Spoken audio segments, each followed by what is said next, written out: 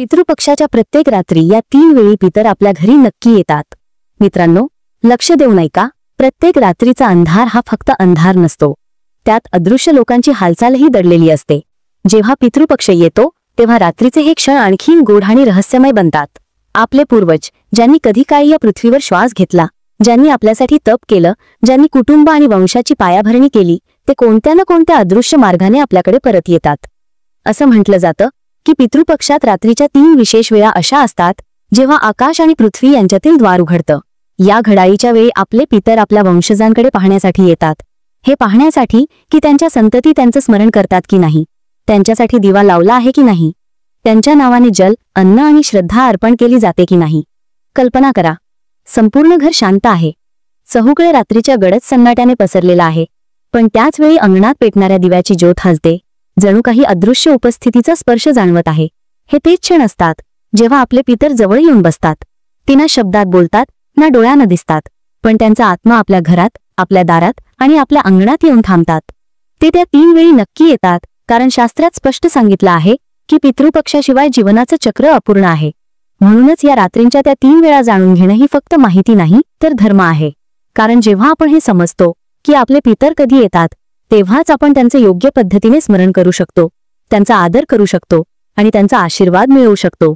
हाच आशीर्वाद आपल्या संततीचं भविष्य उज्ज्वल करतो आणि हाच आशीर्वाद आपल्या जीवनातील अडचणी दूर करतो। आता आपण पुढे जाऊन सविस्तर जाणून घेऊ की त्या कोणत्या 3 वेळा आहेत जेव्हा प्रत्येक रात्री आपले पितर या पृथ्वीवर आपल्या घरी नक्की येतात। पण प्रेक्षक बंधूंनो, पुढे जाण्यापूर्वी मी तुम्हाला एक अत्यंत महत्त्वाची गोष्ट सांगतो, जी आपल्या प्राचीन धर्मग्रंथ गरुड पुराणात स्पष्टपणे नमूद केली आहे। पितृपक्षाच्या काळात कोणतीही कथा असो किंवा कोणताही कर्मकांड जर ते मध्येच सोडले तर ते फक्त ज्ञानापासून वंचित राहणे नाही, तर ते पापाच्या श्रेणीत येते। कारण अपूर्ण कथा आणि अपूर्ण श्राद्ध मनात संदेह, भ्रम आणि अपूर्ण सत्य सोडते, आणि हे अपूर्ण सत्य अनेकदा व्यक्तीला पितृदोष, कष्ट आणि दुःखाच्या दिशेने ढकलते। म्हणून तुम्हाला विनम्र विनंती आहे की ही कथा शेवटपर्यंत अवश्य ऐका, कारण ही फक्त एक कथा नाही तर पितृपक्षाची सत्यता आहे, ज्यात तुम्ही तुमच्या कर्मांचे प्रतिबिंब पाहू शकाल। कदाचित या कथेतील एक शब्द, एक प्रसंग तुमच्या जीवनाची दिशा बदलू शकेल, तुम्हाला पापापासून वाचवू शकेल आणि तुम्हाला त्या अंधकारातून बाहेर काढू शकेल ज्यात तुम्ही अनावधानाने अडकू शकता। आणि जर तुम्ही खरे सनातनी असाल तर हे तुमचे धर्म आहे की पितृपक्षासारखे पवित्र संदेश फक्त स्वतःपुरते मर्यादित ठेवू नका, तर ते जास्तीत जास्त लोकांपर्यंत पोहोचवा। म्हणूनच हा व्हिडिओ लाईक करा, तुमच्या मित्र आणि कुटुंबियांसोबत शेअर करा आणि आमच्या चॅनलला सबस्क्राईब करायला विसरू नका, जेणेकरून पितृपक्षाशी संबंधित धर्म, सत्य आणि जीवनाच्या गूढ शिक्षण तुम्हाला सातत्याने मिळत राहतील। तर चला, श्रद्धा आणि विश्वासाने पितृपक्षाच्या या कथेची सुरुवात करूया। राजाने आपल्या दोन्ही राण्यांना म्हटलं, 12 वर्षे निघून गेली पण आपल्याला अद्याप संतान झालेलं नाही, आता तर आशाही क्षीण होत आहे। राण्यांनी हृदयावर ओझं घेऊन उत्तर दिलं, राजन, आम्हाला खेद आहे की आम्ही तुम्हाला उत्तराधिकारी देऊ शकलो नाही। तुम्ही इच्छित असाल तर आणखी एक विवाह करा। राण्यांच्या संमतीने राजाने 3रा विवाह केला आणि काही काळ 3ऱ्या राणीसोबत सुखाने राहू लागले, परंतु कालांतराने 3ऱ्या राणीकडूनही कोणतीही संतान झाली नाही। हे पाहून राजाचं मन उदास झालं। त्यांनी विचार केला, कदाचित दोष राण्यांमध्ये नाही तर माझ्यातच आहे। मी व्यर्थच राण्यांना एकत्र करत आहे आणि त्यांचं जीवन कष्टमय करत आहे। जर संतान होणं असतं तर एका राणीकडूनही झालं असतं, अनेक राण्यांमुळे काही लाभ नाही। राजाने आपल्या हृदयात हेही स्मरण केलं की त्यांच्या मातेनं सांगितलं होतं, तुझा जन्मही संताच्या आशीर्वादाने झाला आहे। राजाला वाटलं, जर संत महात्म्याच्या कृपेने त्यांचा जन्म होऊ शकतो तर संतान प्राप्तीचा मार्गही तिथूनच निघेल। त्यांनी हेही मानलं की हा दोष फक्त त्यांचाच नाही तर त्यांच्या पूर्वजांचाही हाच अनुभव होता। शेवटी गहन चिंतनानंतर राजा चंद्रसेन वनाकडे निघाले। त्यांना माहीत होतं की त्यांच्या राज्यातील दाट वनात एक सिद्ध महात्मा कठोर तपस्या करत आहेत। ते महात्मा विरक्त आणि समाधीस्थ असत, क्वचितच ते समाधीतून बाहेर येत आणि काही वेळ लोकांना दर्शन देत, पुन्हा लीन होऊन महिनोन्महिने समाधीत राहत। राजाला माहीत होतं की अशा तपस्वी महात्म्याची भेट ही भाग्याची बाब आहे। राजाचं मन श्रद्धेने भरलं आणि ते त्यांच्या दर्शनासाठी पोहोचले। 3-4 तास धीराने प्रतीक्षा केल्यानंतर महात्म्याची समाधी तुटली। त्यांनी डोळे उघडले आणि समोर राजा चंद्रसेन यांना पाहिलं। महात्म्याने राजाला पाहिलं आणि विचारलं, महाराज, तुम्ही येथे कोणत्या उद्देशाने आला आहात? तुम्ही या वनात माझ्याकडे का आला आहात? तेव्हा राजाने महात्म्यांना आपली व्यथा सांगितली, गुरुदेव, मी 3 विवाह केले पण आजपर्यंत मला पुत्र झाला नाही। ही माझी सर्वात मोठी चिंता आहे. कृपा करा, जेणेकरून माझ्या महालातही संतानाचं सुख आणि आनंदाचा प्रकाश येईल. महात्म्यांनी शांत स्वरात उत्तर दिलं, राजन, तुमच्या भाग्यात पुत्रसुख लिहिलेलं नाही, पण तुम्ही राजा आहात. तुमच्या खांद्यावर संपूर्ण राज्याचा भार आहे. तुम्हाला उत्तराधिकारीची गरज आहे. ही फक्त तुमचीच समस्या नाही, अनेक राजांना हेच दुःख सहन करावं लागलंय. कधी कधी याचं कारण भाग्य असतं, तर कधी स्वतः राजाची चूक. जे राजे मद्यपान करतात, वेश्यांच्या चरणी लीन राहतात, त्यांना पुत्र कसा मिळेल? राजाला धर्मात्मा असावं लागतं, एकनिष्ठ असावं लागतं. पुत्र हवं असेल तर एका पत्नीसोबत पवित्र जीवन जगावं लागतं. असो, आता या गोष्टी सोडा. प्रजेच्या भल्यासाठी मी तुम्हाला एक पुत्र देईन, पण यासाठी तुम्हाला परिश्रम करावे लागतील. एवढं बोलून महात्मा पुन्हा समाधीत जाऊ लागले. जाताना ते म्हणाले, राजन, आमच्याकडे एक पोपट आहे, तो तुमच्यासोबत घेऊन जा. हा पोपट साधारण नाही, हाच तुम्हाला मार्ग दाखवेल. याला श्रद्धेने सांभाळा, हाच तुम्हाला पुत्रप्राप्तीचा मार्ग सांगेल. एवढं बोलून महात्मा समाधीत लीन झाले. राजा चंद्रसेन यांनी तो पोपट घेतला आणि महालात परत आले. तो पोपट खरंच कोणता साधारण जीव नव्हता. महात्म्याच्या सेवेत राहून तो परम ज्ञानी झाला होता. काही दिवसांतच राजाला समजलं की हा पोपट दिव्य ज्ञानाने संपन्न आहे. त्याच्यासमोर कोणताही विद्वान टिकू शकत नव्हता.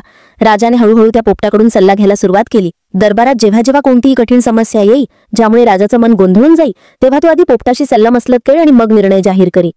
चोर उचक्क्यांचे खटले असोत की न्यायाचा मोठा प्रश्न, पोपटाच्या सल्ल्याने राजाला कधीही अपयश आलं नाही. 1 वर्षाहून अधिक काळ लोटला. राजा पोपटासोबत राजकाज तर सांभाळत राहिला, पण पुत्रप्राप्तीची गोष्ट त्याच्या मनात कधी आलीच नाही.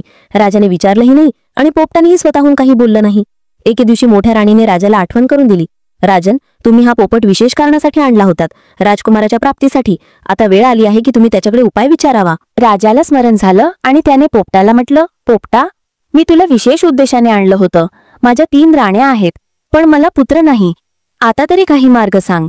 पोपटाने हसत उत्तर दिलं, लग्न करत जा, थांबायची वेळ मी स्वतः सांगेन. राजा गंभीर होऊन म्हणाला, पोपटा, तू माझ्याशी का गंमत करतोस? आधीच 3 राण्या आहेत. पोपट बोलला, राजन, खोटं बोलू नको.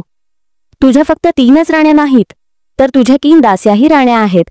जगाला दाखवण्यासाठी त्या दास्या असतील, पण नात्याने तर खरी पत्नी बनते. लग्नाचे फेरे, जयमाला, उत्सव हे सगळं बाह्य आडंबर आहे. जर नातं नसेल तर पत्नी ही फक्त नावाची पत्नी असते, आणि जर नातं असेल तर दासी ही पत्नी असते. राजन, तुझं त्यांच्याशी नातं आहे. तू त्यांना राणी बनवण्याचं वचनही दिलं होतंस. तुझ्या नाकारण्याने किंवा मान्य करण्याने काही फरक पडत नाही.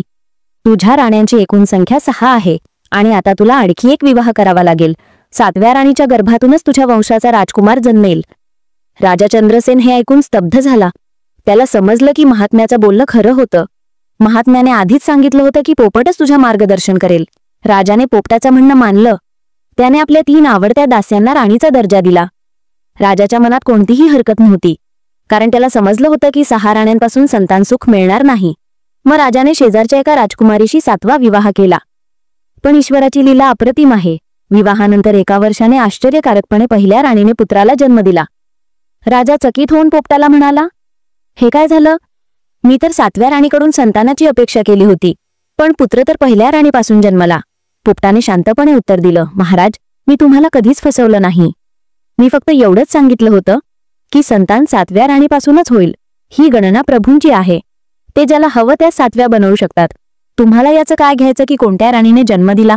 तुम्हाला संतान हवी होती आणि ती तुम्हाला मिळाली. राजा आनंदित होऊन आपल्या सर्व राण्यांना म्हणाला, आता तुमच्यापैकी कोणीही असं समजू नका की हा राजकुमार फक्त एकाच राणीचा आहे. हा राजकुमार सर्वांचा आहे. यात प्रत्येकाचा अंश आहे. तुम्ही सर्व मिळून याची मतं आहात. सर्व राण्यांनीही त्याला आपला पुत्र मानून त्याचं पालनपोषण केलं. तो राजकुमार अत्यंत सुंदर आणि तेजस्वी होता. सर्वांनी समान भावनेने त्याचं लालनपालन केलं. काळ निघून गेला आणि राजकुमार सयाना झाला. त्याचं नाव आदित्य ठेवलं गेलं. जेव्हा आदित्य मोठा झाला तेव्हा राजा चंद्रसेन यांनी त्याच्या विवाहाची चिंता करायला सुरुवात केली, पण शोध करूनही योग्य राजकुमारी सापडली नाही. तेव्हा राजाने पुन्हा पोपटाला म्हटलं, पोपटा, पहा, राजकुमारासाठी राजकुमारीचा शोध सुरू आहे. दरबारी पंडित लागले आहेत, पण कोणतीही यशस्वीता मिळाली नाही. तू ज्ञानी आहेस, भविष्य जाणतोस, काही उपाय सांग. पोपट विनम्रपणे म्हणाला, राजन, मी कधी सांगितलं की मला 12 वर्ष मागे पुढेचं ज्ञान आहे? मला फक्त काही दिवसांचं ज्ञान असतं. पण हो, मी तुमच्या आज्ञेचं पालन नक्की करीन. मीही राजकुमारासाठी राजकुमारीचा शोध घेईन. असं म्हणून पोपट उडाला. अनेक दिवस भटकंती करून पोपट परत आला आणि राजाला म्हणाला, महाराज, राजकुमार आदित्यसाठी एक अनुपम सुंदरी सापडली आहे. तिचं नाव चंद्रकला आहे. ती कलिंग देशाच्या राजाची कन्या आहे. पण हा विवाह शक्य वाटत नाही, कारण सुबोध हा तुमचा शत्रू आहे आणि तुमच्यापेक्षा कितीतरी अधिक शक्तिशाली आहे. माझं मत आहे की तुम्ही कोणत्याही साधारण राजकुमारीशी विवाह करून द्या. सर्व स्त्रिया ईश्वराने बनवलेल्या आहेत, सर्व समान आहेत. सुंदरता आणि साधारणतेत कोणताही भेद करू नये. राजाने गंभीरपणे उत्तर दिलं. पोपटा, तुझं म्हणणं खरं आहे. मी स्वतः अनुभवलं आहे. माझ्या राण्यांमध्ये राजकन्या होत्या आणि साधारण दास्याही होत्या. सर्व एकसमान निघाल्या. स्त्रियांमध्ये कोणताही भेद नाही. पण प्रश्न फक्त माझ्या मान्य करण्याचा नाही. आम्ही राजे आहोत आणि राजकुमाराचा विवाह पहिल्या राणीला शोभेल अशा राजकुमारीशीच व्हायला हवा. तू माझा परम हितैषी आहेस. काहीतरी उपाय कर, जेणेकरून राजकुमार आदित्यचा विवाह त्या राजकुमारी चंद्रकलेशी होईल. पोपट म्हणाला, महाराज, एकदा पुन्हा विचार करा. कलिंगाचा राजा सुबोध तुमचा शत्रू आहे. विवाहाची गोष्ट मान्य केली तरी तो वैर बाळगू शकतो. पण तुम्ही माझं काहीच ऐकलं नाही आणि मलाच राजकुमारीकडे पाठवलं. पोपटाला समजलं की राजा आपल्या हट्टावर ठाम आहे. तो राजकुमार आदित्यचं एक सुंदर चित्र घेऊन उडाला आणि कलिंग राज्यात पोहोचला. राजमहालात जाऊन तो थेट राजकुमारी चंद्रकलाच्या कक्षात पोहोचला. राजकुमारीने पाहिलं की एक अद्भुत पोपट तिच्या कक्षात आला आहे. ती त्याला पकडण्यासाठी पुढे सरसावली. तेवढ्यात पोपट माणसासारखा बोलला, राजकुमारी, मी तुमचा शुभचिंतक आहे. मी बसंतीपूरहून आलो आहे आणि तिथल्या राजकुमार आदित्यचा संदेश घेऊन आलो आहे. पोपटाने राजकुमारीला चित्र दिलं. राजकुमारी आश्चर्यचकित झाली की पोपट माणसासारखा बोलू शकतो. चित्र पाहताच तिचं मन मोहित झालं. पोपट म्हणाला, हे आमच्या राज्यातील राजकुमार आदित्य यांचं चित्र आहे. असा सुंदर, सुशील आणि सत्यप्रिय राजकुमार या संसारात दुसरा नाही. जशी तुम्ही परम सुंदरी आहात तसाच तो परम तेजस्वी आहे. भगवंताने तुमच्या जोडीला विशेष रूपाने बनवलं आहे. पण तुमचं लग्न कठीण आहे, कारण दोन्ही राज्यांमध्ये जुनी शत्रुता आहे. राजकुमारी म्हणाली, हे कसं काय? चूक बापदादांची आणि भोगायचं आम्हाला? मला कोणाशीही वैर नाही. जुनी शत्रुता मिटवता येऊ शकते. मग तिने ठाम स्वरात सांगितलं, पोपटा, मी स्वतः ही शत्रुता मिटवेन. तुम्ही राजकुमाराला समजवा. मी लग्नाला तयार आहे. जिथे बोलवाल तिथे येईन. पोपट म्हणाला, ठीक आहे, मी पुढच्या आठवड्यात पुन्हा संदेश घेऊन येतो. पोपट तिथून निघाला. पण राजकुमारीचा अंगरक्षक हे सर्व पाहत होता. तो मनातून राजकुमारीवर प्रेम करत होता आणि काहीही करून तिच्याशी लग्न करू इच्छित होता. त्याला वाटलं की हा बोलणारा पोपटच त्याच्या मार्गातील काटा आहे. त्याने पाहिलं की राजकुमारी चित्राला हृदयाशी लावते, कधी त्याचं चुंबन घेते, कधी न्याहाळते. अंगरक्षकाला समजलं की राजकुमारीचं मन कोणावर तरी गेलं आहे आणि हे सर्व त्या पोपटामुळे घडत आहे. त्याने विचार केला, महालात राजकुमारीला हात लावणं शक्य नाही. ती जंगलातही जात नाही. एकच उपाय आहे, या पोपटाला पकडून नष्ट करायचं. इकडे पोपट परत राजदरबारात आला आणि राजाला म्हणाला, महाराज, मी राजकुमारी चंद्रकलेला भेटून येत आहे. ती राजकुमार आदित्याला मनापासून चाहते आणि लग्नाला तयार आहे. पण अडचण अशी आहे की कलिंगच्या दरबारात तुमचं नाव घेणंही अपराध आहे. विचार करा, जिथे तुमचं नाव घेण्यास मनाई आहे तिथली राजकुमारी लग्न करून आणणं हे केवळ स्वप्न आहे. राजा म्हणाले, जर राजकुमारी स्वतः लग्नाला तयार आहे तर यात अडचण काय आहे? पोपट शांत स्वरात म्हणाला, महाराज, राजा सुबोधच्या परवानगीशिवाय तुम्ही बारात कशी घेऊन जाऊ शकता? आणि समजा बारात घेऊन गेलात तरी याची काय खात्री की तो तुम्हाला आणि राजकुमाराला बंदी बनवणार नाही? माझं मत आहे की तुम्ही त्याच्या राज्यात जाण्याचा विचारच सोडा. राजा चंद्रसेन म्हणाले, पोपटा, आता तूच काही उपाय शोध. पोपट म्हणाला, महाराज, मी एकदा खूप कष्टाने राजकुमारीच्या कक्षात गेलो आणि सुखरूप परत आलो. पण याची खात्री नाही की पुन्हा गेल्यावरही सुरक्षित परत येईन. म्हणूनच मी सांगतोय, राजकुमारी आणि राजकुमाराच्या विवाहाचा विचार सोडा. राजा म्हणाले, पोपटा, काय बोलतोस? जर राजकुमारी खरंच राजकुमारावर प्रेम करत असेल तर तू असा उपाय शोध की ती महालाबाहेर येऊ शकेल. मग राजकुमार तिला घेऊन इथे येईल. एकदा ती आमच्या महालात आली की सुबोधच्या सैन्याशी सामना करू. पोपट म्हणाला, राजन, तुम्हाला माझं म्हणणं समजत नाही. तुम्ही फक्त तुमचा स्वार्थ पाहत आहात. कोणाला तरी संदेश घेऊन राजकुमारीकडे जावं लागेल की तिने ठरलेल्या ठिकाणी राजकुमाराला भेटावं. तेव्हाच हे शक्य आहे. पण यात धोका खूप मोठा आहे. राजाने ठाम स्वरात सांगितलं, पोपटा, जसं तू आधी गेलास तसंच पुन्हा जा आणि संदेश पोचव. सांग की राजकुमारी ठरलेल्या ठिकाणी राजकुमाराला भेटावी. पोपट म्हणाला, राजन, मी जाऊ शकतो, पण परत येईन याची खात्री नाही. राजकुमारीच्या कक्षाची पहारा इतकी कडक आहे की तिथून उंदीरही बाहेर निघू शकत नाही.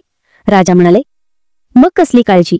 जेव्हा तू कक्षात पोहोचू शकतोस तेव्हा बाहेर निघण्याचा उपायही शोधशील. राजकुमारीकडूनच मदत घे. पोपट म्हणाला, राजन, प्रत्येक ठिकाणी मदत शक्य नसते. जर राजकुमारीने मला मदत केली तर संशय निर्माण होईल आणि कदाचित स्वतः राजकुमारीलाही बंदी बनवलं जाईल. म्हणूनच मी सांगतोय, हा विचार सोडा. राजा रागाने म्हणाला. पोपटा, तू वारंवार व्यर्थ बोल का बोलतोस? मी राजा आहे आणि आदेश देतो की तू राजकुमाराचं पत्र घेऊन जा. पत्र राजकुमाराच्या भल्यासाठी योग्य रीतीने लिहून घे आणि ते पोहोचव. पोपटाला समजलं की आता राजाचं हृदय फक्त आपल्या पुत्राच्या सुखात बुडालं आहे. त्याला ना कोणाची सुरक्षा दिसत आहे, ना कोणाचं जीवन मौल्यवान वाटत आहे. निष्ठा निभावण्यासाठी पोपट पुन्हा उडाला. तो कलिंग राज्यात पोहोचला आणि राजकुमारी चंद्रकलाच्या कक्षात गेला. त्याने राजकुमारीला राजकुमाराचं पत्र दिलं. पत्र वाचून राजकुमारी खूप प्रसन्न झाली आणि थोडी चिंतेतही पडली. ती म्हणाली, पोपटा, तुला इतक्या लवकर यायला नको होतं. यावेळी माझ्या कक्षाची पहारा खूप कडक आहे.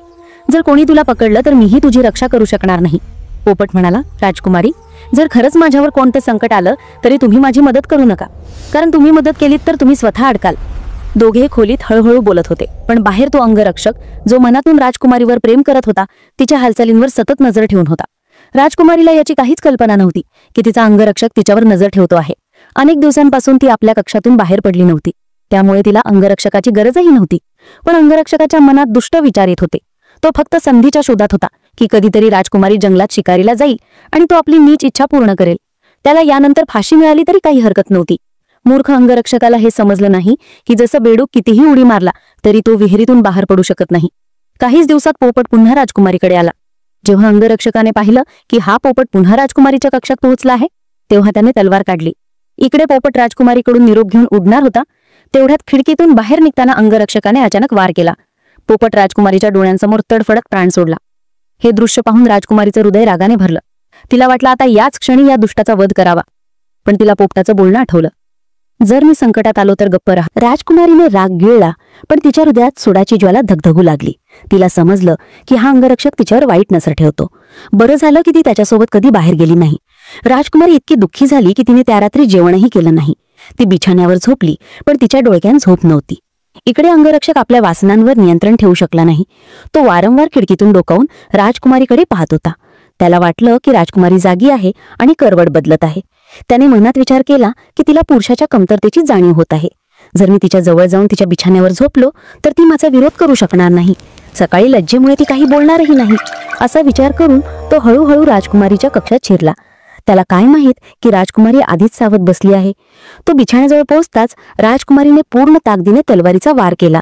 क्षणार्धात अंगरक्षकाची मनधडा वेगळी झाली. त्याला विश्वासच बसला नाही की राजकुमारी नंगी तलवार घेऊन झोपली असेल. तो तिथेच मारला गेला. राजकुमारीने सूड घेतला. मग तिने विलंब केला नाही. मध्यरात्री राजमहालाच्या गुप्तद्वारातून ती बाहेर निघाली आणि त्या ठिकाणी पोहोचली जिथे राजकुमार आदित्य तिची वाट पाहत होता. भेटताच ती म्हणाली, राजकुमार, आम्ही तुम्हाला भेटलो खरे, पण खूप मोठं नुकसान झालं आहे. तुमचा प्रिय पोपट मारला गेला आहे. मीही त्या दुष्ट सैनिकाचा वध केला आहे. आता नक्कीच हजारो सैनिक आमचा पाठलाग करत असतील. आपण वेळ वाया घालवू नये. तात्काळ बसंतपूरच्या दिशेने निघायला हवं. राजकुमारीने आणखी एक सल्ला दिला. आपण थेट मार्गाने जाणार नाही. थेट मार्गाने गेल्यास कलिंगचे सैनिक आपल्याला पकडू शकतात.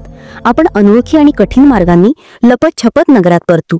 दोघांनी सावधपणे प्रवास सुरू केला.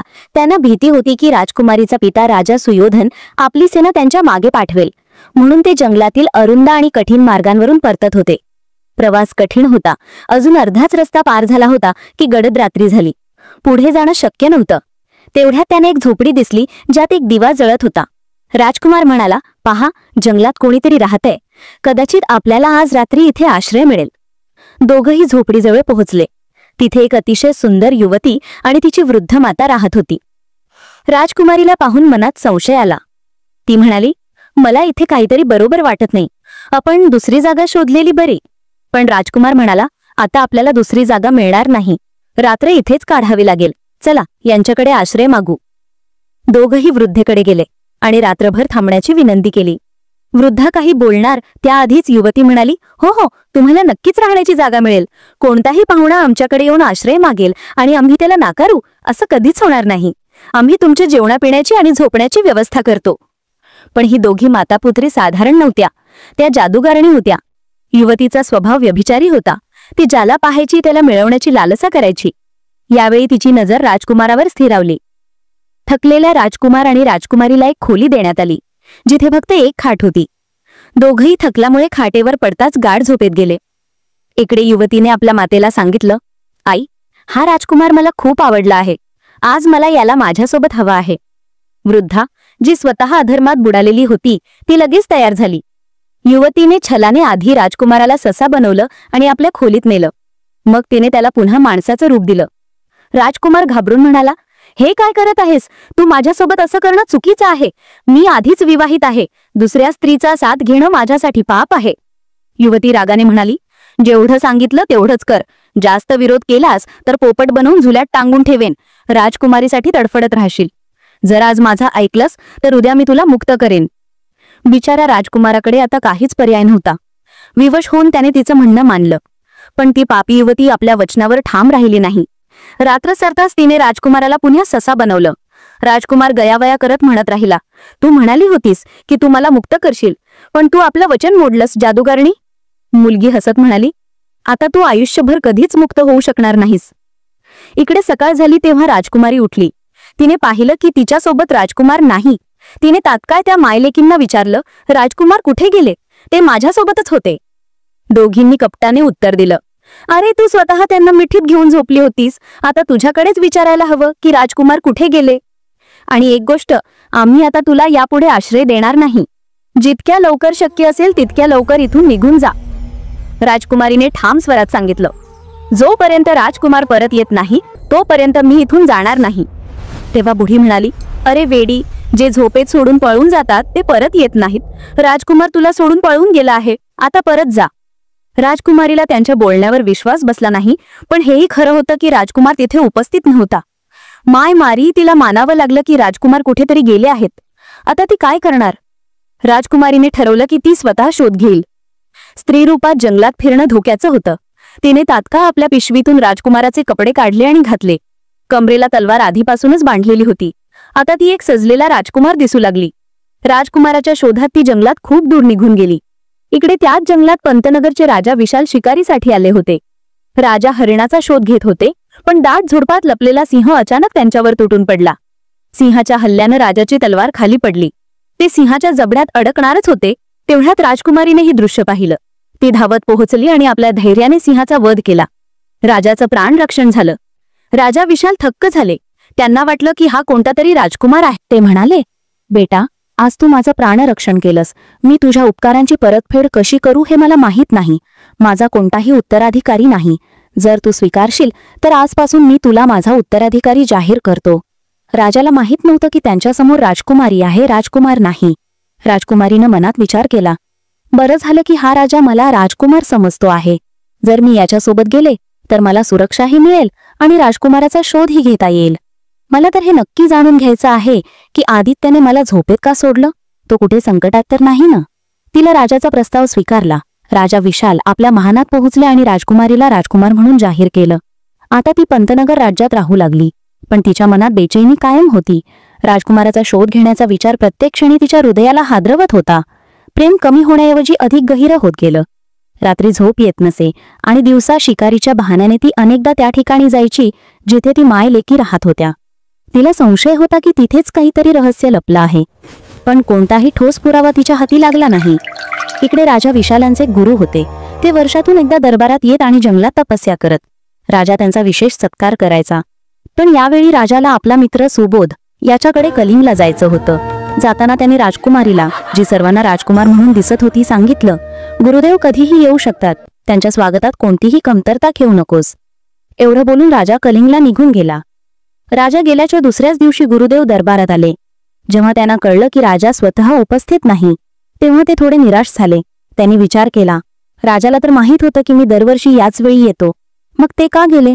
तेव्हा राजकुमारी, जी राजकुमाराचा वेश धारण करून होती, पुढे आली आणि विनम्रपणे म्हणाली, गुरुदेव, तुम्हाला इथे कोणत्याही प्रकारची असुविधा होणार नाही. राजकुमारी म्हणाली, महाराज, मी तुम्हाला राजाच्या खास शयनकक्षात ठेवतो. ही राजाची आज्ञा आहे आणि हेच योग्य शिष्टाचार आहे. गुरुदेव तिथेच थांबले. राजकुमारी पुढे म्हणाली, महाराज, मी तुमचे चरण दाबते. पण महात्म्याने डोळे बंद करत सांगितलं, जे रूप तू दाखवते आहेस ते तुझं खरं रूप नाही. तू स्त्री आहेस. माझ्या चरणांना स्पर्श करू नको, नाहीतर मला स्त्री स्पर्शाचा दोष लागेल. राजकुमारी चकित होऊन म्हणाली, गुरुदेव, जर तुम्हाला कळलं आहे की मी स्त्री आहे तर हेही माहीत असेल की मी राजा सुयोधनची कन्या आहे. मी माझ्या प्रिय राजकुमारासोबत पळून आले होते, पण राजकुमाराने मला झोपेत सोडलं आणि निघून गेला. कृपया सांगा माझा राजकुमार कुठे आहे, तो जिवंत आहे की नाही. महात्मा काही वेळ शांत राहून ध्यानात लीन झाले. मग म्हणाले, बेटी, तुझ्या राजकुमाराने तुला फसवलं नाही, तो स्वतःच फसवणुकीचा बळी झाला आहे. ती बुढी आणि तिची मुलगी जादूगारणी आहेत. त्यांनी राजकुमाराला ससा बनवून कैद केला आहे. राजकुमारी म्हणाली, गुरुदेव, कृपया काही उपाय सांगा ज्याने मी माझ्या राजकुमाराला मुक्त करू शकेन. महात्म्याने सांगितलं, बेटी, त्या बुढीच्या घराच्या मागील बाजूस एक ताडाच्या झाडावर एक हांडी टांगलेली आहे. त्या हांडीत त्यांची सारी जादूगिरी बांधलेली आहे. जर तू ती हांडी बाणानं फोडलीस तर त्यांची शक्ती नष्ट होईल आणि राजकुमार आपल्या मूळ रूपात परत येईल. मग तू त्याला सोबत घेऊन जाऊ शकशील. राजकुमारीनं प्रणाम करत सांगितलं, गुरुदेव, आशीर्वाद द्या की मी यशस्वी होऊन परत येईन. महात्म्यानं आशीर्वाद देत सांगितलं, बेटी, तुझं मन निर्मळ आहे, तुझ्या हृदयात कोणताही कपट नाही, तू नक्की यशस्वी होशील. आणि तुझं आणि राजकुमाराचं नातं तर स्वतः विधात्यानं लिहिलं आहे, कोणीही ते मिटवू शकत नाही. राजकुमारीनं वेळ न दवडता जंगलाकडे प्रस्थान केलं. ती बुढीच्या घराजवळ पोहोचली. तिला माहीत होतं की मध्यरात्री ती जादूगारणी मुलगी राजकुमाराला सशापासून माणसात बदलून त्याला जबरदस्तीने आपल्यासोबत ठेवते. तोच तिच्यासाठी योग्य अवसर असेल.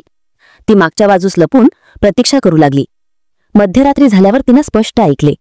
राजकुमार जादूगरणीला म्हणत होता, मी आता तुझं ऐकू शकत नाही, तू फसवी आणि मीच स्त्री आहेस. मुलगी म्हणाली, तू काहीही बोल, आता तू मुक्त होऊ शकत नाहीस. जर आणखी नखरे दाखवले तर मी तुझ्या प्रिय राजकुमारीला उंदीर बनवीन. हे ऐकून राजकुमारीचे कान तवकारले. तिने तात्काळ आपले धनुष्य उचलले आणि हांडीला बाणाने भोसकले. हांडी तुटताच दोघे मायले की शक्तिहीन झाल्या. घाबरून मुलगी ओरडली, आई, आपली फसवणूक झाली, आपली शक्ती संपली. राजकुमारीनं कठोर स्वरात म्हटले, फसवणूक फक्त तुम्हीच करू शकता. आता तुमचा वेळ संपला आहे. फसवणूक किती मोठा गुन्हा आहे हे आता तुम्ही स्वतः जाणणार. इतके बोलून तिने राजकुमाराकडे पाहिले आणि म्हणाली, आता उशीर करू नका, या दुष्ट स्त्रियांना शिक्षा करा. राजकुमार आता आपल्या मूळ रूपात आला होता. तो अग्नीसारखा संतप्त झाला होता. दोघी मायलेकी पळून मागच्या बाजूला धावल्या, पण राजकुमारीनं लक्ष साधून बाण सोडला आणि क्षणार्धात त्यांचा अंत केला. राजकुमार त्या कैदेतून मुक्त झाला होता. राजकुमारी त्याला घेऊन पंतनगरच्या राजा विशाल यांच्याकडे पोहोचली. राजा विशाल यांना एकाच वेळी 2 राजकुमार दिसले तेव्हा ते चकित झाले. राजा विशाल यांनी विचारले, बेटा, हा दुसरा राजकुमार कोण आहे? तेव्हा राजकुमारीने विनम्रपणे सारी कथा सांगितली. महाराज, मी कोणता राजकुमार नाही तर राजकुमारी आहे. मी तुमच्या मित्र राजा सुयोधन यांची कन्या आहे. हे बसंतीपूरचे राजकुमार आदित्य आहेत आणि माझे होणारे पती आहेत. माझ्या वडिलांचा आणि त्यांच्या राज्याचा जुना वैरामुळे मला इथपर्यंत यावे लागले. आता मी तुम्हाला वडील मानले आहे. आता तुम्ही माझे लग्न करून द्या किंवा माझ्या वडिलांप्रमाणे मला त्याग करा. राजा विशाल गहन विचारात पडले. ते म्हणाले, बेटी, मी तुला माझा वारसदार बनवले होते कारण तू माझे प्राण वाचवले होतेस. तू माझ्यासाठी फक्त वारसदार नाही तर माझ्या संताना समान आहेस. मी तुला कसं सोडू शकतो? आणि तुझ्या वडिलांचा प्रश्न आहे, त्यांना कोणता अधिकार आहे की त्यांनी तुला स्वीकारू नये? मी स्वतः त्यांना बोलवणार आणि विवाहाला हजर करणार. राजा विशाल यांनी विवाहाचा मुहूर्त ठरवला. आसपासच्या सर्व राजांना निमंत्रण पाठवण्यात आलं. राजा सुबोध आणि राजा चंद्रसेन यांनाही निमंत्रण पाठवण्यात आलं. ते आपल्या मुलाच्या विवाहाला हजर झाले. हळूहळू विवाहाचा शुभ दिवस येऊन ठेपला. राजा महाराजा विशाल यांच्या दरबारात आले. विवाहाच्या वेळी राजा सुबोध यांनी कन्येकडे पाहून म्हटलं, ही मुलगी तर माझ्या मुलीसारखी दिसते. ती कुठे गेलीये कोण जाणे. आज मला भेटली असती तर मी तिचं लग्न मोठ्या थाटामाटात केलं असतं. तेव्हा राजा विशाल हसत म्हणाले, महाराज, याला आपली मुलगी मानून आशीर्वाद द्या. राजा सुबोध आशीर्वाद देण्यासाठी पुढे सरसावले तेव्हा त्यांच्या डोळ्यातून अश्रू वाहू लागले. राजकुमारी म्हणाली, बाबा, मी तुमच्या डोळ्यात अश्रू पाहू शकत नाही. मीच तुमची मुलगी चंद्रकला आहे. जर तुम्हाला माझं दोषी वाटत असेल तर मला शिक्षा करा. राजा सुबोध यांचा आवाज कापरा झाला. ते म्हणाले, बेटी, मी तुला शिक्षा कशी देऊ शकतो? माझ्याकडे तुझ्याशिवाय दुसरं कोण आहे? तू बरोबर केलंस की पळून जाऊन तुझ्या आयुष्याचा निर्णय घेतलास. तू माझे बंद डोळे उघडलेस. मग मोठ्या आनंदाने राजकुमार आदित्य आणि राजकुमारी चंद्रकला यांचा विवाह संपन्न झाला.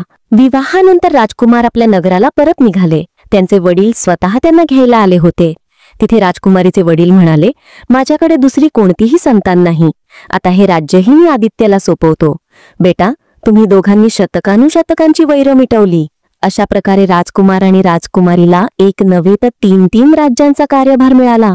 ते धर्म आणि प्रेमाने राज्य करू लागले आणि प्रजा आनंदाने राहू लागली. प्रिय दर्शकांनो, या संपूर्ण कथेत जे गहन भाव दडले आहेत ते फक्त एका राजकुमार आणि राजकुमारीच्या संघर्षाची गाथा नाहीयेत, तर आपल्या जीवनाशी आणि विशेषतः पितृपक्षाच्या पवित्र काळाशी गहिरे संदेश देखील देतात.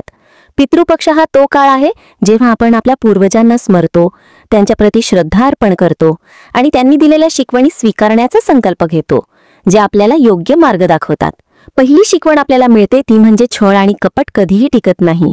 ज्या प्रकारे त्या जादूगरणी माईलेकीने आपल्या कुटिलतेने आणि जादूने राजकुमाराला बंधक बनवलं, तो छळ फार काळ टिकू शकला नाही. शेवटी सत्य आणि धर्माचा विजय झाला. पितृपक्षाचा हा संदेश आहे की आपले पितर आपल्याला पाहत असतात.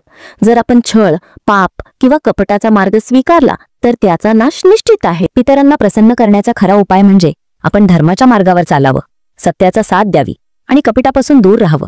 ज्याप्रमाणे हंडी भेटताच सारा मायाजाल तुटा, त्याचप्रमाणे पितरांचा आशीर्वाद पाप आणि छलाच्या बेड्या तोडून आपल्याला जीवनाची खरी स्वातंत्र्यता देतो. दुसरी शिकवण या कथेतून मिळते ती म्हणजे पूर्वजांनी दिलेल्या परंपरा आणि संस्कारच आपल्याला मोठ्यातील मोठ्या संकटातून बाहेर काढतात. जेव्हा राजकुमारीने स्त्रीरूप सोडून राजकुमाराचे रूप धारण केले आणि संकटांशी लढली, तेव्हा तिच्या अंतःकरणात तीच शक्ती जागृत झाली जी तिला पूर्वजांकडून मिळाली होती. पितृपक्षाचे महत्त्व हेच आहे की आपण आपल्या पूर्वजांच्या संस्कारांचे स्मरण करावे, त्यांचा आदर करावा आणि जीवनात धारण करावे. जर आपण त्यांचे स्मरण करत श्राद्ध, तर्पण आणि आहुती अर्पण केली तर ते आपल्या प्रत्येक संकटात रक्षक बनून उभे राहतील. राजकुमारीचे धैर्य त्या अदृश्य शक्तीचे प्रतीक आहे जी आपल्याला पितरांकडून मिळते. तिसरी आणि सर्वात महत्त्वाची शिकवण म्हणजे पितृपक्षात केवळ भोजन किंवा पिंडदान नव्हे, तर आपल्या कुटुंबाला आणि नात्यांना एकत्र आणण्याचा भाव हाच खरा तर्पण आहे.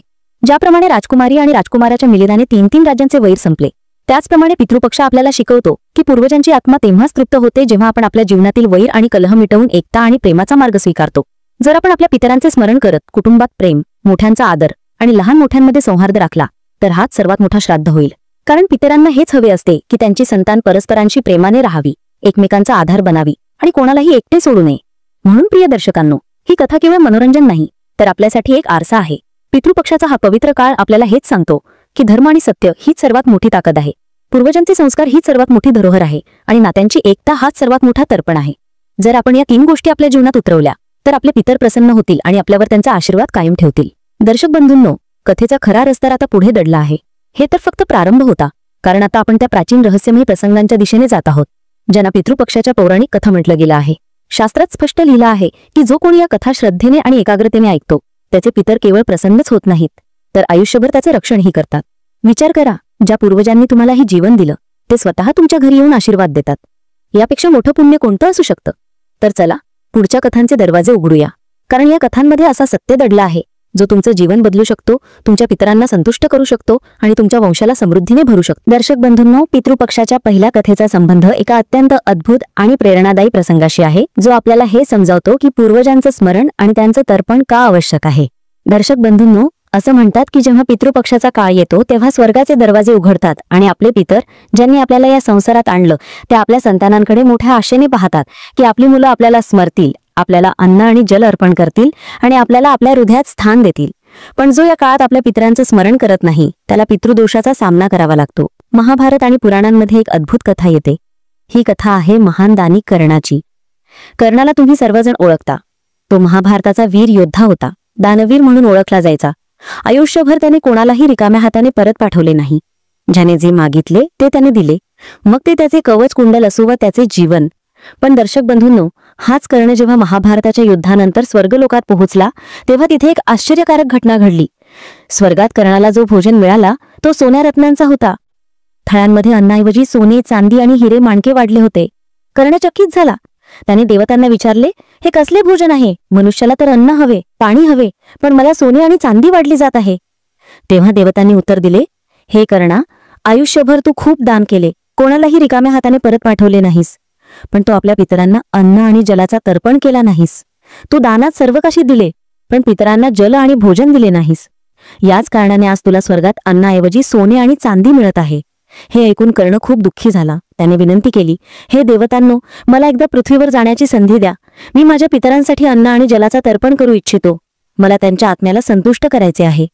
त्याची प्रार्थना ऐकून देवतांनी कर्णाला 15 दिवसांसाठी पृथ्वीवर परतण्याची परवानगी दिली. हे तेच 15 दिवस होते ज्यांना आज आपण पितृपक्ष किंवा श्राद्ध पक्ष म्हणून ओळखतो. कर्णाने पृथ्वीवर येऊन श्राद्ध केले, पिंडदान केले, अन्न आणि जल अर्पण केले. त्याने आपल्या पितरांना प्रसन्न केले आणि तेव्हाच त्याच्या आत्म्याला शांती मिळाली. याच कारणाने पितृपक्षाचा प्रारंभ कर्णाच्या या कथेपासून मानला जातो. ही कथा आपल्याला शिकवते की माणूस कितीही दानी असला तरी जर त्याने आपल्या पूर्वजांचे स्मरण केले नाही त्यांच्यासाठी तर्पण केले नाही तर त्याचे दान अपूर्णच राहते. म्हणूनच शास्त्रात सांगितले आहे की पितृपक्षाच्या दिवसात आपल्या पितरांसाठी अन्न, जल आणि तर्पण करावे.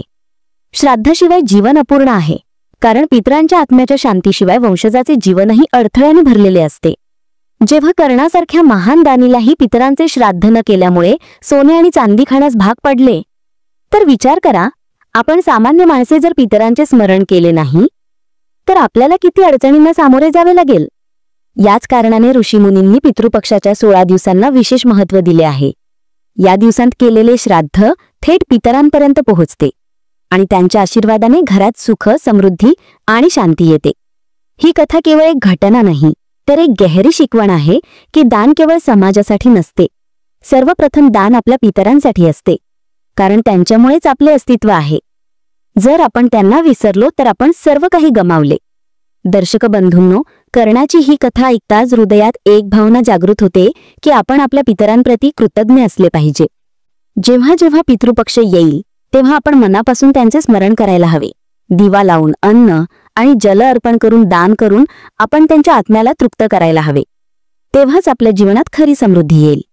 दर्शक बंधूंनो, दुसरी कथा पितृपक्षात राजा हरिश्चंद्र यांच्याशी जोडली जाते. ही कथा इतकी गहरी आहे की ती ऐकताच हृदय हेलावून जाते आणि आत्म्यापर्यंत झणझणून टाकते. राजा हरिश्चंद्र यांचे नाव तुम्ही नक्कीच ऐकले असेल. ते सत्य आणि धर्माचे प्रतिमान होते. त्यांची ओळख अशी होती की ते आपल्या वचनापासून कधीही मागे हटले नाहीत. मग परिस्थिती कशीही असो, कुटुंब तुटले तरी चालेल, राजपाट गेले तरी चालेल, त्यांना भीक मागावी लागली किंवा दास बनावे लागले तरी त्यांनी धर्म आणि वचन कधीच सोडले नाही. कथा सांगते की एकदा ऋषी विश्वामित्रांनी राजा हरिश्चंद्र यांची परीक्षा घ्यायचे ठरवले. त्यांनी त्यांच्याकडे एका विशाल यज्ञासाठी दक्षिणा मागितली. राजा हरिश्चंद्र म्हणाले, हे मुने, मी जो वचन देतो ते पाळतो. तुम्ही जे मागाल ते मी नक्की देईन. मुनींनी त्यांच्याकडून संपूर्ण राज्यच दक्षिणा म्हणून मागितले. धर्मनिष्ठ राजाने कोणताही संकोच न करता आपले राज्य ऋषींना दिले. राजा, त्यांची राणी तारामती आणि त्यांचा पुत्र रोहिताश्व यांना तिघांना राज्यातून बाहेर पडावे लागले. ते अयोध्येतून निघून काशीला पोहोचले, पण मुनींनी सांगितले की अजून दक्षिणा पूर्ण झाली नाही, तुम्हाला सुवर्ण द्यावे लागेल. आता निर्धन झालेल्या हरिश्चंद्रांना सुवर्ण कुठून आणायचे? तेव्हा मुनींनी आदेश दिला की जे धन मिळेल ते घेऊन या. दक्षिणा चुकवण्यासाठी राजाने आपली पत्नी आणि पुत्राला विकण्याचा निर्णय घेतला.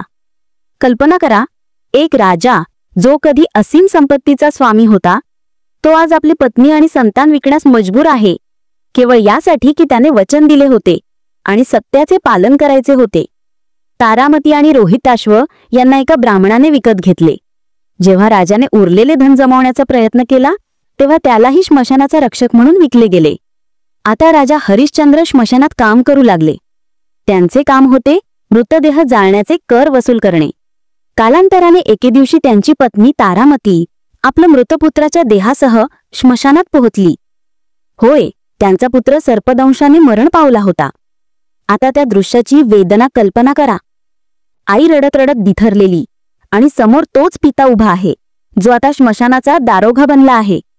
जेव्हा तारामतीने आपल्या पुत्राचे अंत्यसंस्कार करायचे ठरवले तेव्हा राजा हरिश्चंद्र यांनी कठोर स्वरात सांगितले, आधी कर भरा, मगच तुमच्या पुत्राचे दाह संस्कार करा. हा माझा धर्म आहे. मी माझ्या वचनापासून मागे हटू शकत नाही. त्या क्षणी धरती रडली, आकाश कापले, देवता व्याकुळ झाले. एक पिता जो आपल्या पुत्राचा देह पाहतो आहे, एक पती जो आपल्या पत्नीचे अश्रू पाहतो आहे, तरीही आपला धर्म आणि वचन पाळण्यासाठी कठोर बनला आहे. हे दृश्य विश्वाच्या इतिहासात अद्वितीय आहे. त्याच वेळी देवतांचा प्रकट होणे झाले. इंद्रदेव आणि ब्रह्मदेव प्रकट होऊन राजाला म्हणाले, हे हरिश्चंद्र, ही तुझी परीक्षा होती. तू धर्म आणि सत्याच्या मार्गावर चालत असह्य कष्ट सहन केले, पण वचनापासून डगमगलो नाहीस. हाच खरा धर्म आहे. तुझ्या या त्यागामुळे तुला अमरत्व प्राप्त होईल. तुझे नाव युगानुयुगे सत्य आणि धर्माचे प्रतीक बनून जिवंत राहील. राजा हरिश्चंद्र यांचा हा प्रसंग पितृपक्षात सांगितला जातो, कारण तो आपल्याला हे स्मरण करून देतो की धर्माचे पालन हाच सर्वात मोठा तर्पण आहे. पितरांना प्रसन्न करण्याचे सर्वात मोठे साधन केवळ अनुष्ठान नव्हे, तर आपल्या जीवनात सत्य, वचन आणि धर्माचे पालन करणे आहे. दर्शक बंधूंनो, या कथेचा आणखी एक गहिरा पैलू आहे. असे म्हणतात की जेव्हा आपण पितृपक्षात श्राद्ध करतो तेव्हा केवळ भोजन आणि जल अर्पण करणे पुरेसे नाही. आपल्याला आपले जीवनही धर्ममय बनवावे लागते. जर आपण खोटेपणा, ढोंग आणि अधर्मात गुंतून पितरांचे तर्पण करतो तर ते तर्पण अपूर्ण राहते. पण जर आपण सत्य आणि धर्माच्या मार्गावर चालत आपल्या पितरांचे स्मरण करतो तर ते नक्कीच प्रसन्न होतात. राजा हरिश्चंद्र यांची वेदना आपल्याला शिकवते की जीवनात कोणत्याही परिस्थितीत आपण आपल्या धर्मापासून विचलित होऊ नये. पितृपक्षाचा हाच संदेश आहे की पूर्वजांनी स्मरण करताना त्यांनी दाखवलेल्या धर्ममार्गाचे अनुसरण करणे तितकेच आवश्यक आहे. कल्पना करा, जर हरिश्चंद्र यांनी आपल्या पुत्राचा मृतदेह पाहून नियम तोडले असते तर ते आपल्या वचनापासून भटकले असते, पण त्यांनी तसे केले नाही. म्हणूनच ते आजही सत्यवादी हरिश्चंद्र म्हणून ओळखले जातात. हाच तो संदेश आहे जो पितृपक्षाची दुसरी कथा आपल्याला देते. सत्य हाच सर्वात मोठं श्राद्ध आहे, धर्म हाच सर्वात मोठे तर्पण आहे. दर्शक बंधूंनो, तिसरी कथा भीष्म पितामह यांच्याशी निगडीत आहे, जी आपल्याला पितृऋण आणि धर्मपालनाची खोली समजावते. भीष्म पितामह हे महाभारतातील असे पात्र आहेत ज्यांचे जीवनच त्याग आणि कर्तव्याचा पर्याय आहे. त्यांचा जन्म गंगा आणि शांतनू यांच्यापासून झाला होता. जेव्हा शांतनू यांनी सत्यवतीशी विवाह करण्याची इच्छा व्यक्त केली तेव्हा सत्यवतीच्या वडिलांनी अट घातली की त्यांच्या संततीलाच हस्तिनापूरचा राजा बनवला जाईल. तेव्हा देवव्रत, जे पुढे भीष्म म्हणून ओळखले गेले, त्यांनी प्रतिज्ञा केली की ते आयुष्यभर विवाह करणार नाहीत आणि सिंहासनावर अधिकार सांगणार नाहीत. हीच ती भयंकर प्रतिज्ञा होती ज्याने त्यांना भीष्म बनवले. आता कल्पना करा, एका पुत्राने आपल्या वडिलांची इच्छा पूर्ण करण्यासाठी आपले संपूर्ण आयुष्य पणाला लावले. केवळ राजसिंहासनच नाही तर संतान सुखापासूनही वंचित राहिले. हाच होता त्यांचा पहिला त्याग, पितृऋण चुकवण्याचा एक अद्भुत दाखला. कथा सांगते की भीष्म पितामह यांनी आपले संपूर्ण आयुष्य धर्म आणि कर्तव्यात अर्पण केले. ते कुरुवंशाचे रक्षक बनले, हस्तिनापूरच्या युवराजांचे गुरु बनले आणि महाभारत युद्धापर्यंत जिवंत राहिले. त्यांनी बाणांच्या शय्येवर लेटून मृत्यूचे स्वागतही तेव्हाच केले जेव्हा उत्तरायणाचा काळ आला. हे वरदान त्यांना त्यांच्या प्रतिज्ञा आणि तपस्येमुळे मिळाले होते. पितृपक्षात भीष्म पितामह यांची कथा यासाठी ऐकली जाते कारण त्यांनी शिकवले की मातापिता आणि पूर्वजांचे ऋण हे आयुष्यापेक्षाही मोठे असते. त्यांच्यासमोर आपले सुख, आपले अधिकार आणि आपल्या इच्छांचा त्याग करावा लागतो. जेव्हा आपण आपल्या पूर्वजांना अर्पण करतो तेव्हा आपण हे लक्षात ठेवले पाहिजे की त्यांनीही आपल्यासाठी आपल्या आयुष्याचा बराचसा भाग त्यागला होता. भीष्म यांची ही कथा केवळ त्यागाची नाही तर धर्मपालनाचीही आहे. त्यांनी युद्धभूमीवरही धर्माचे पालन केले. जोपर्यंत त्यांच्यासमोर प्रतिज्ञा होती तोपर्यंत त्यांनी कौरवांच्या बाजूने युद्ध केले. पण जेव्हा अर्जुन आणि शिखंडी यांनी मिळून त्यांना पराभूत केले तेव्हाही त्यांनी आपले वचन पाळले. मृत्यूचा काळही त्यांनी स्वतः निवडला. ही अद्वितीय शक्ती तेव्हाच मिळते जेव्हा एखाद्याने आपले आयुष्य पूर्णपणे धर्माला समर्पित केलेले असते. दर्शक बंधूंनो, ही कथा आपल्याला हा संदेश देते की पितृपक्ष हा केवळ पिंडदान आणि श्राद्धाचा काळ नाही तर आपल्या आयुष्याचे आत्ममंथन करण्याचा काळ आहे. भीष्म पितामह यांच्याप्रमाणे आपणही विचार केला पाहिजे की आपण आपल्या पितरांचे तर्पण कसे चुकवू शकतो. ते केवळ अन्न आणि जलाने पूर्ण होत नाही तर आपल्या जीवनाची दिशा, आपले कर्म आणि आपले सत्य यांच्याने पूर्ण होते. कल्पना करा, जर भीष्म पितामह आपल्या प्रतिज्ञेपासून डगमगले असते तर आज त्यांचे नाव इतके पूजनीय असते का? त्यांना मृत्यूवर अधिकार मिळाला असता का? नाही. त्यांनी आपले आयुष्य वचन, त्याग आणि धर्माची मिसाल बनवले. याच कारणाने पितृपक्षात त्यांचे स्मरण करणे विशेष फलदायी मानले जाते. कथा असेही सांगते की जेव्हा भीष्म बाणांच्या शय्येवर पडले होते तेव्हा त्यांनी युधिष्ठिराला धर्मशास्त्राचा उपदेश दिला. हा उपदेश आजही शांती पर्व आणि अनुशासन पर्वात सुरक्षित आहे. पितृपक्षात हे स्मरण करणे की आपले पूर्वज आपल्याला धर्माचा मार्ग दाखवतात हा स्वतःच एक प्रकारचा तर्पण आहे. म्हणून पितृपक्षाची ही तिसरी कथा आपल्याला हे शिकवते की पितृऋण चुकवण्याचा अर्थ केवळ अनुष्ठान करणे नाही तर आपले आयुष्य त्यांनी दाखवलेल्या मार्गावर चालवणे आहे. भीष्म पितामह यांचा त्याग आपल्याला हे स्मरण करून देतो की पूर्वजांचा सन्मान तेव्हाच आहे जेव्हा आपण सत्य, वचन आणि धर्माच्या मार्गावर चालतो. दर्शक बंधूंनो, ही कथा इथे संपत नाही. आता आपण हेही जाणून घेणार आहोत की पितृपक्षाच्या प्रत्येक रात्री 3 खास वेळी पितर आपल्या घरी अवश्य येतात. दर्शक बंधूंनो, पितृपक्षाचा काळ जेव्हा येतो तेव्हा संपूर्ण वातावरण दिव्य आणि अद्भुत वाटू लागते. असे वाटते जणू आपले पूर्वज, आपले आजोबा, परदादा, माता, पिता स्वर्गातून उतरून आपल्या अंगणात बसले आहेत. धर्मग्रंथांमध्ये सांगितले आहे की पितृपक्षाच्या प्रत्येक रात्री काही विशेष क्षण असे असतात जेव्हा आपले पितर स्वतः आपल्या घरात येतात. ते केवळ आपण केलेल्या तर्पण, पिंडदान आणि श्राद्धाने प्रसन्न होत नाहीत तर ते हेही पाहतात की त्यांचे वंशज आज कसे आयुष्य जगत आहेत, धर्माचे पालन करत आहेत की नाही आणि आपल्या कुल आणि परंपरांचे स्मरण ठेवतात की नाही. असे सांगितले जाते की रात्रीचे हे 3 वेळा अत्यंत महत्त्वाचे असतात. पहिला वेळ तो असतो जेव्हा रात्र उतरू लागते आणि दिवे लावले जातात. त्यावेळी पितर आपल्या घराच्या अंगणात, उंबरठ्यावर आणि तुळशीजवळ येऊन उभे राहतात. ते पाहतात की घरात कोण कोण त्यांचं स्मरण करत आहे आणि कोण कोणत्या भावनेने दिवा लावून त्यांना नमस्कार करत आहे. म्हणून यावेळी दिवा अवश्य लावावा कारण हा प्रकाश पितरांसाठी आव्हानाचा संकेत बनतो. दुसरा वेळ आहे रात्रीच्या मध्याचा, जेव्हा सभोवताली गहन नीरव शांतता पसरते. लोक झोपतात, संसार शांतीत बुडून जाते आणि याच क्षणी पितर आपल्या वंशजांच्या स्वयंपाकघरात आणि पूजास्थानावर येतात. ते पाहतात की कुटुंबाचे आहार कसे आहे, वंशज सात्विक आहार घेत आहेत की पितरांच्या व्रताकडे दुर्लक्ष करत आहेत. हाच तो वेळ आहे जेव्हा पितर अदृश्य रूपाने आशीर्वाद देतात की कुटुंबाच्या स्वयंपाकघरात कधीही अन्नाचा तुटवडा होऊ नये. पण जर यावेळी दुर्लक्ष केले गेले, अशुद्ध आहार ठेवले गेले, तर पितर नाराजही होतात.